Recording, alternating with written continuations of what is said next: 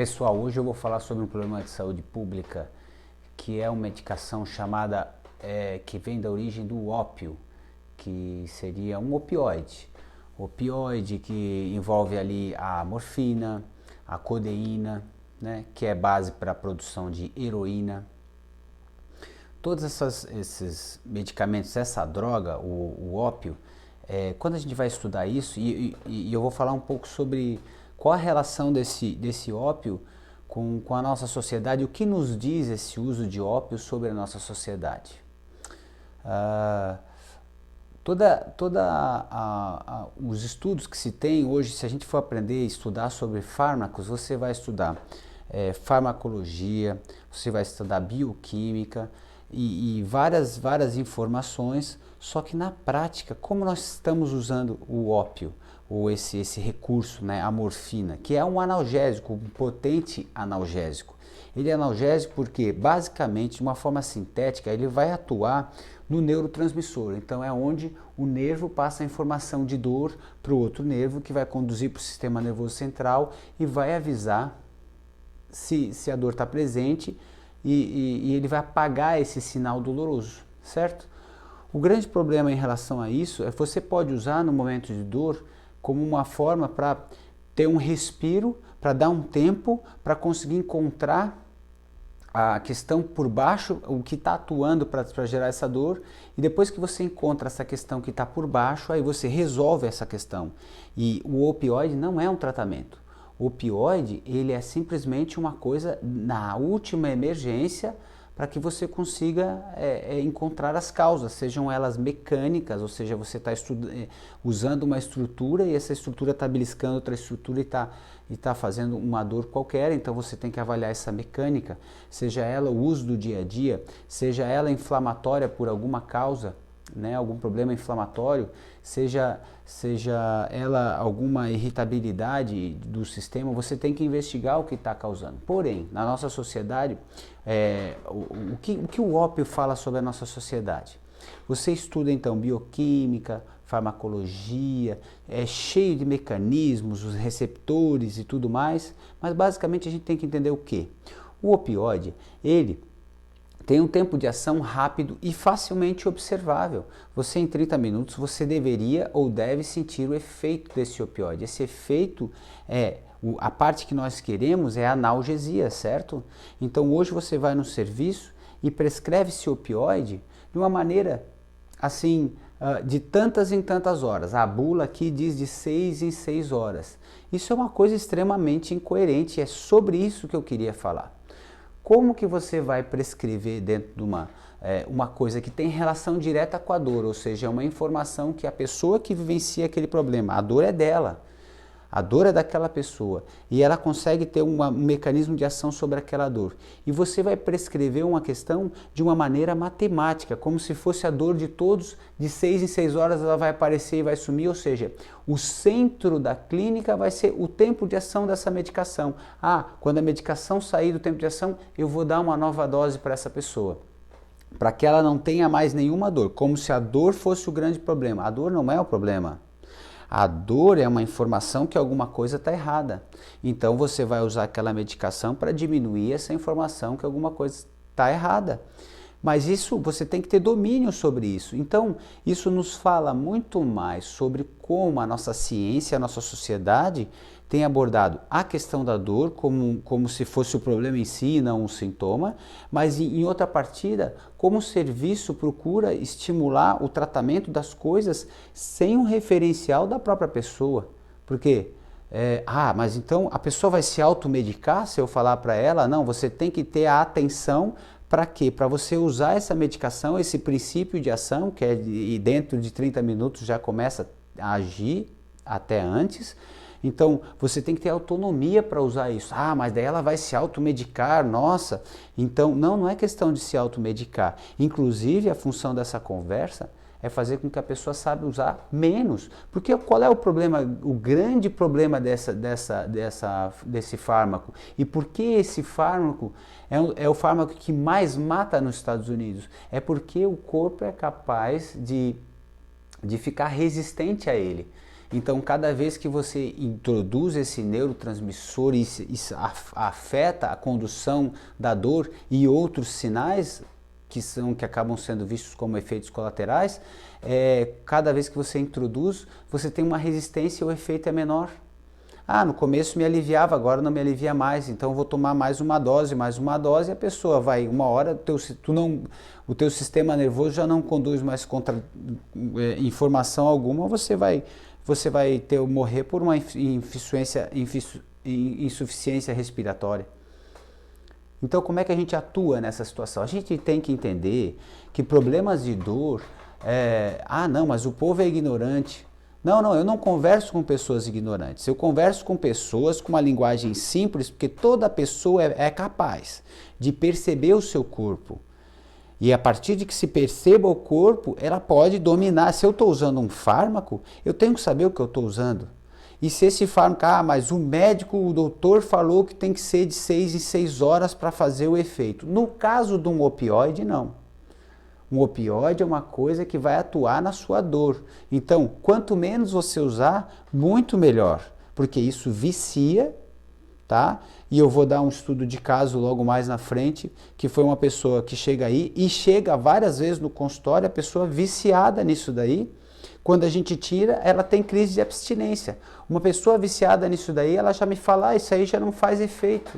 E depois que tira, ela vai ter uma leve depressão, ela vai ter sudorese, vai ter náusea, vai ter vômito, como se estivesse passando por um processo de reabilitação de heroína. Isso acontece, tá? Já tive alguns casos, e por isso que eu estou trazendo esse assunto, é um problema de saúde pública.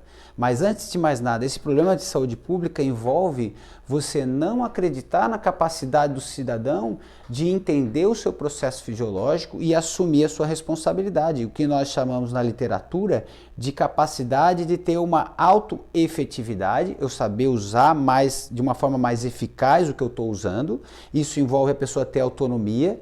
Então, é uma forma descrita por alguns autores como autoatenção. Mas autoatenção envolve o quê?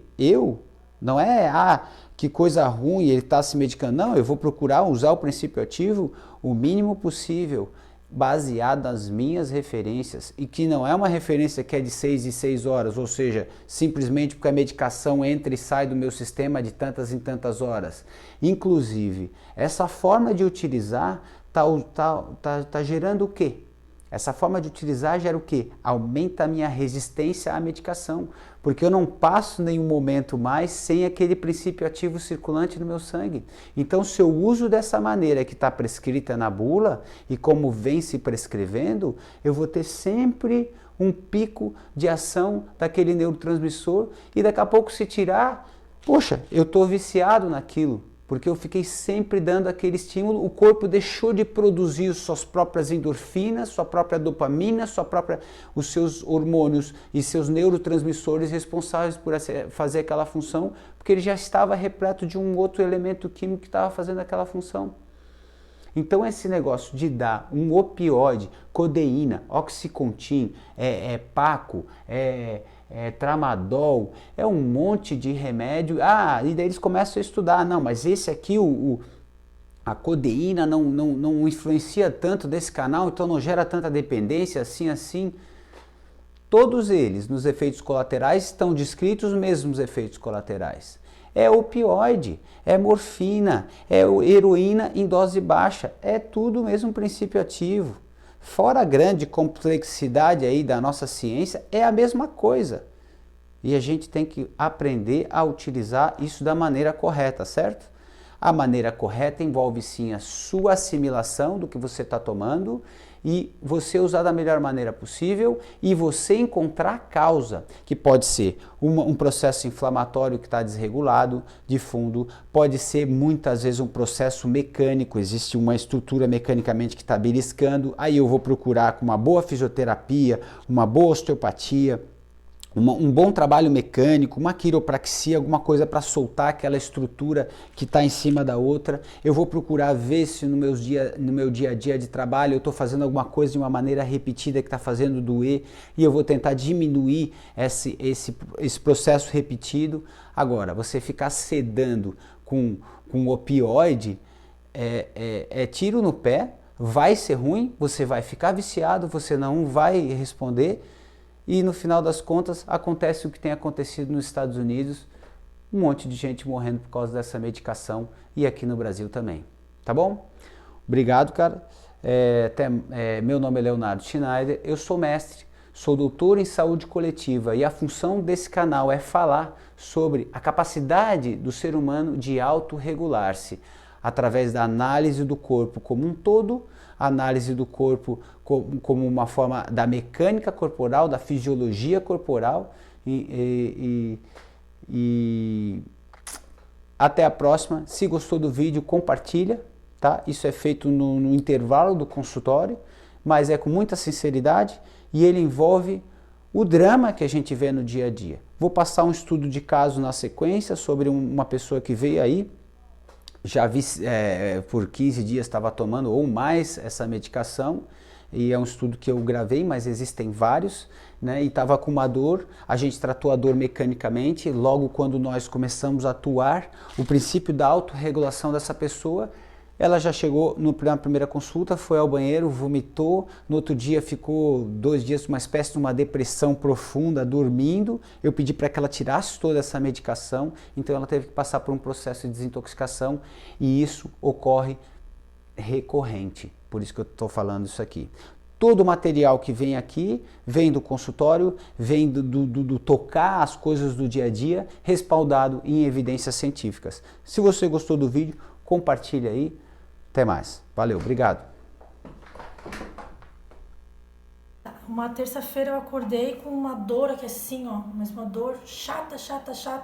Achei que tinha dormido do mau jeito. Daí no outro dia, na quarta-feira, braço travado, aqui uma dor absurda. Vou no médico. Daí fui numa emergência no centro.